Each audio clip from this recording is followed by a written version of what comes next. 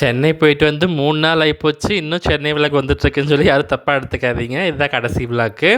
அ கந்தக்கோட்டம் கந்தசாமி கோவில்ல சாமியை கும்பிட்டு, அது பக்கத்துலேயே ஒரு 2 தெரு தள்ளி போனால் குமரக்கோட்டம் சுப்பிரமணிய சாமி கோயிலுக்கு அப்படின்னு சொல்லியிருந்தாங்க. சரி ஓகே அப்படின்ட்டு நம்ம அங்கேயே போய் சாமி கும்பிட்டு வந்துடலாம் அப்படின்ட்டு அப்படியே வாக்கபிள் டிஸ்டன்ஸ் தான். அது ஒரு 10 மினிட்ஸ் நடந்து போக வேண்டியதாக இருந்துச்சு.